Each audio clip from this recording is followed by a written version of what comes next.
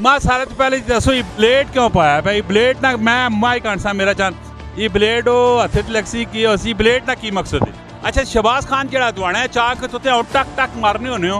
ये तुसा क्या जो पता लग पैना कि जरा जी ये दवाना रत्ता है काला है पीला है नीला है चिट्टा है क्या जो पता लगना है। गला करसा खरिया साहब सचिया ते सुचिया अस्सलाम वालेकुम वीरो भराओ भैनों क्या हाल ठीक हो की हाल चाल ने। मेरा नाम कामरान है अक्सर तुसी मां फेसबुक यूट्यूब टिकटॉक सारिया जगह से वेखने रहने हो तो माशाल्लाह जी अजकल नहीं सौगात जी मौसम नहीं आए पी दवाने आए पे ने तो बड़ी चस्सा ने दवाने आए पे ने तो बड़ी डिजाइनी विच किस्म ने दवाने आने ने तो जरा इन्हें दवाने ने उत्ते गलबात करने हैं पूछने हैं कि लाल है लाल है लाल है लाल है भी कि नहीं है ठीक है कट ला के इस तरह किलो देने केड़े इलाके ने दवाना सारिया गल्लां पुछसा कोई दिल नहीं गल छोड़ देना वा पूरी वीडियो देखना है कमेंट में अपनी राय भी देनी और इस वीडियो शेयर भी करना है। अस्सलाम वालेकुम। वालेकुम सलाम। वीर की हाल है ठीक ठाक। ना की है शहबाज खान। शहबाज खान केड़े इलाके ना खान तरपेला टोपी। माशाल्लाह माशाल्लाह शहबाज खान ही ट्रक बेडफोर्ड लारी लवाई है वड्डी लारी लवाई है की लवाया ये वड्डी लारी है केड़े इलाके ना ये दवाना है ये पंजाब ने इसका ना की वे ये बरगा फलगा बरगा ते दूसरा जड़ा होना है काले वाला सावे वाला दवाना उसका ना की होना है से नाला होना है। अच्छा ते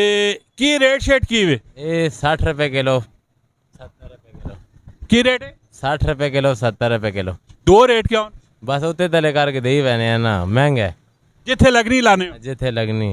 वेरी गुड मां सारे तो पहले दसो ये ब्लेड क्यों पाया भाई ब्लेड ना मैं माई कांसा मेरा चान ये ब्लेड हथे लक्सी की उसी ब्लेड ना की मकसद है ये ब्लेड है बस संगी एक देख गया हूँ गिफ्ट हाँ गिफ्ट शिफ्ट पाई किन्ने तेरे को शहबाज खान माशाल्लाह जी बड़ा इंटरेस्टिंग किस्म ना बंदा है। अच्छा शहबाज खान जरा दवाना है चाह के तुते टक टक मारने होने हो ये तुसा क्या जो पता लग पैना कि जरा जी ये दवाना रत्ता है काला है पीला है नीला है चिट्टा है क्या जो पता लगना है। सारे ही लाल है लाल है हाँ जी माल भी है लाल भी है। एक बार जरा लाल वाला नारा लो लाल है फिर रत्ते लाल फिर सावे लाल फिर रत्ते लाल फिर रत्ते लाल मजा आया जी। अच्छा बिलाल भाई नहीं शहबाज भाई मैं भूल गया यहाँ ठीक है शहबाज भाई ये तुसा ना केड़े इलाके में ठैया लगा पा पहले तो माई दसो केड़े इलाके में ठैया लगा पा ये सब 27 एरिए। अच्छा हुण कोई असा ने रेफरेंस लाल तुसा कोल दवाना छाना करने आ ही रहे ते उसा कितना कोई डिस्काउंट देसो उन्हें चार सजी किड़े पैसा नहीं गल देनी है इंदवाने तक होना चाहिए इंदवाना बंदा खा के नहीं बड़ी गल है माशाल्लाह। वैसे दवाने ना सेहत नाल फायदा की होना है सेहत ये खून ही बढ़ाना है इंदवाना और क्या वैसे पानी पूरा करना है मैदा शायद सही कर रहे हैं बिल्कुल गुर्दे सही कर रहे हैं यही गल है। ते इस तरह वैसे सीजन टाइम कितना होना है 2 महीने चलना है 3 महीने चलना है 4 महीने चलना है ये बस ये महीना 1.5-2 महीने चलना है बस गर्मियों का सीजन। वैसे तुसा भी कमेंट में लाजमी दसना है कि इस कितने सीजन होना है और कितना टाइम चलना है और इस दवाने आखने की होने। शहबाज खान जड़ा है ना दवाने कटना पैना और पता लग सी कि की होना पैना चिट्टा का वो मजे मजे मजे मजे लाल है जी लाल है सारी गड्डी लाल है सारी गड्डी लाल है सब कुछ माशाल्लाह जी। अदवाना वेखो जी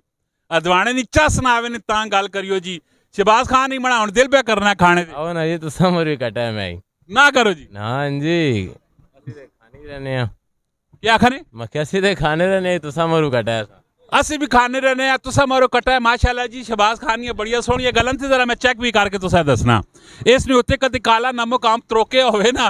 ठीक है ते उसनी फिर कापड़ी चासानी नाल पिया होवे विच बर्फा विचो ते बर्फा ना ला के काले नमकीन ना ला के जिस टाइम क्रच करके खासो ना बेहतरीन किस्म ना मजा आसी चास आसी है मैं जरा खा के दसना ने माशाल्लाह नाल उसने मजे नहीं गल जी ना मिठा भी नहीं समझियो ते शहबाज खान हो कोई और दिल ही नहीं सोहनी जी गल करो जी सारी गला बस यही गला ने दवाने री गला ने थे की समझो लारी कितने टाइम विच वेकेंसी लारी है कोई 12 दाड़े 15 दाड़े लग मैंने ते फिर कोर मंगासो हाँ जी आनी है 6-7 गड्डियाँ हो रहा सुना जी टोटल लारी आई कितना नहीं ये लारी 6 लाख तूते नहीं है ते 8-10 लाख रुपया कमा कन सो नहीं कितना 10 लाख हो गए तो फिर तो रोज ही लारियाँ लगाए कितने कोई 40-50 लाख रुपया ही बजना था